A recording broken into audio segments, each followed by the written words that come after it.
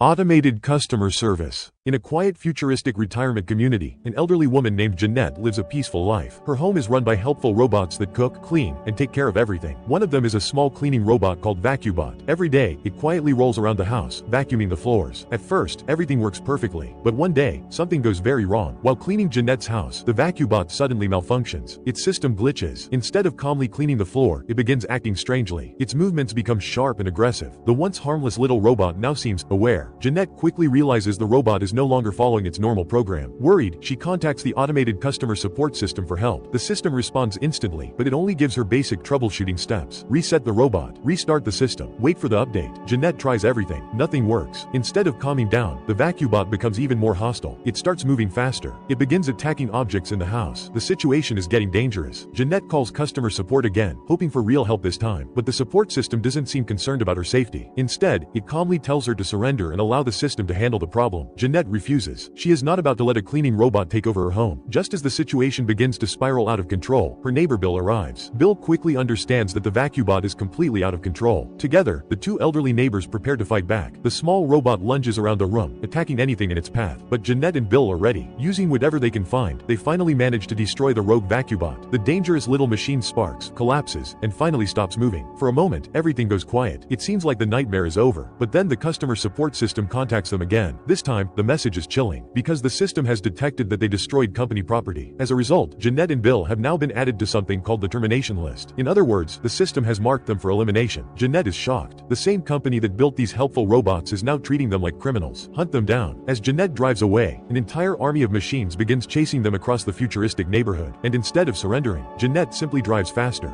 Ice. Sedgwick is different. Unlike the other colonists, he is not genetically modified. In a society full of enhanced humans, people like him are called extros. To everyone else, extros are weak, slow, and useless. Even his own brother, Fletcher, warns him to stay out of trouble. But Sedgwick wants to prove he belongs. One day, a group of powerful modded youths prepares for a dangerous race. Their goal is simple: race across floating ice floes to witness the legendary frost whales. These massive creatures smash through the ice to breathe, but the race is deadly. One wrong step, and the ice can shatter. Despite Fletcher's warning, Sedgwick joins the race. The modded youths sprint across the frozen ocean with incredible speed. Sedgwick struggles to keep up. Then disaster strikes. On the way back, Fletcher suddenly injures his leg. He collapses on the ice. The others keep running. Sedgwick now has a choice: leave his brother behind or carry him. Without hesitation, Sedgwick lifts Fletcher and keeps moving. The frost whales begin to rise. Gigantic bodies slam into the ice from below. Cracks spread everywhere. The whales normally breach the ice multiple times, but this time, they strike one time fewer than usual. That tiny difference saves the brothers. Sedgwick struggles but refuses to stop. Step by step, he carries Fletcher to safety. The modded youths finally see what the extro is capable of. The ice explodes as the enormous frost whales burst through the surface. Towering bodies rise from the frozen ocean. Water and ice fly into the air. The brothers watch the incredible sight from a safe distance. Sedgwick is exhausted, but proud. For the first time, the others respect him. Then Sedgwick realizes something strange. Fletcher suddenly stands up. His leg is perfectly fine. The injury was fake. Fletcher planned everything. He pretended to be hurt so Sedgwick would carry him in front of everyone. It was the only way to show the others what his brother is truly capable of. As the frost whales continue breaching beneath the glowing ice sky, Sedgwick finally understands. He may be an extro, but courage doesn't come from genetic upgrades. Pop Squad. Having children is illegal. If a baby is discovered, the police immediately execute the child. The parents are arrested and prosecuted. Detective Briggs is one of the officers who enforces this law. His job is brutal. He tracks down illegal children and eliminates them without hesitation. After completing another execution, Briggs returns home to his lover, Alice. During a casual conversation, Alice makes a shocking statement. She says she would let Briggs get her pregnant. The comment deeply disturbs him. For the first time, Briggs begins questioning the world he serves. The job starts to weigh heavily on Briggs' mind. He begins thinking about the children he has executed, about the lives he ended. Unable to ignore his growing doubts, Briggs secretly starts his own investigation. One day, he notices a suspicious woman named Eve. She is buying something strange: an old antique toy train set. In a world where children do not exist, toys should be useless. Briggs quietly follows her. She leads him to a rundown house on the edge of the city. Inside, Briggs discovers the truth. Eve is hiding a toddler girl named Melanie. The child is alive, illegal, and completely innocent. Briggs confronts Eve. She knows what he is: a police officer sent to kill her daughter. Terrified, Eve suddenly attacks him, trying to kill him first, but Briggs manages to stop her. Instead of shooting them, he asks her a question: why would she risk everything to raise a child? Eve calmly explains: before Melanie was born, her life felt empty and meaningless, but her daughter changed everything. Melanie gave her purpose. For the first time, Briggs truly sees what a child means to someone, and something inside him changes. Briggs lowers his weapon. He decides to spare them both. Briggs walks away from the house, but his decision does not stay secret for long. Outside, he runs into his police partner, Pentel. Pentel immediately senses something is wrong. He realizes Briggs has found an illegal child, and didn't report it. For Pentel, the law is absolute. There is There's no mercy.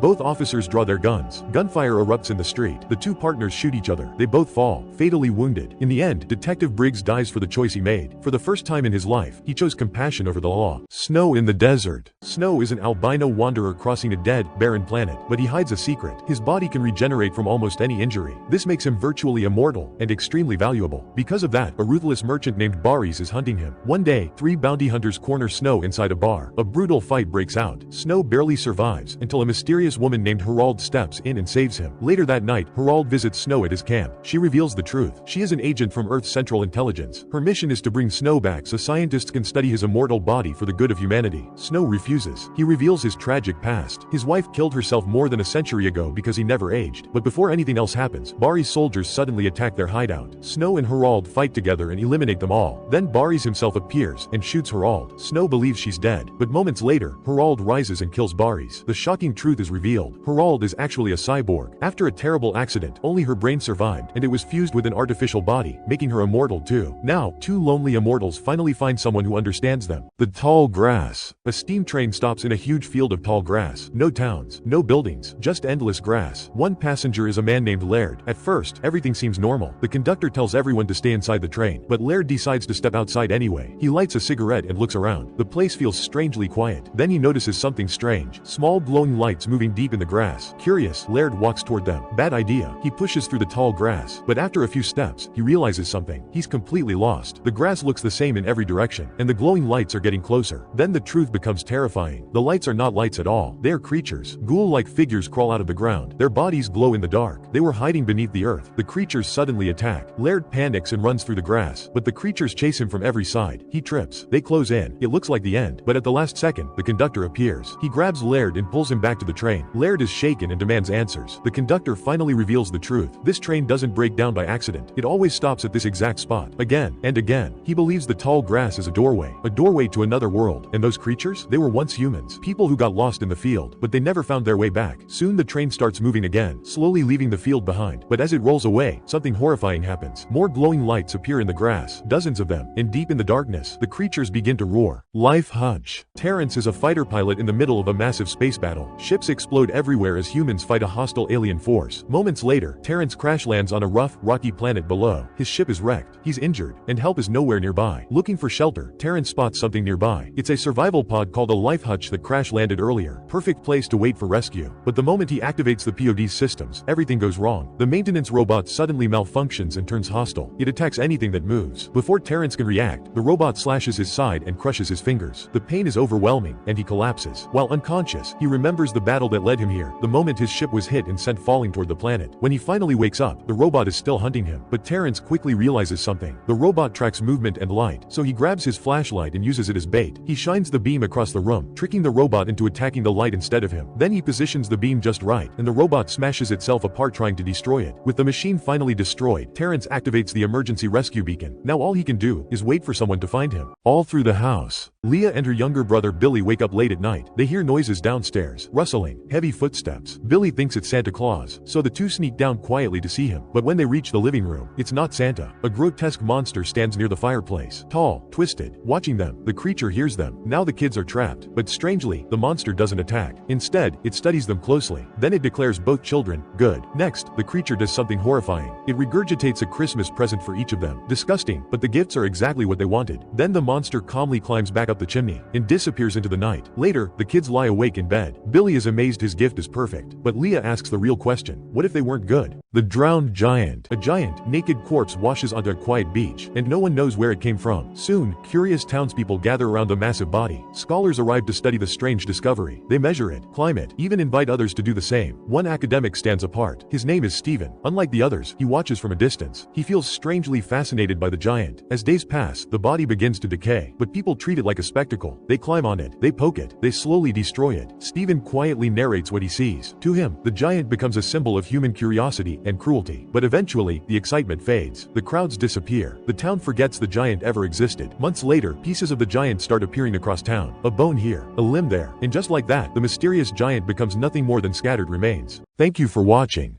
Like and subscribe for daily recap.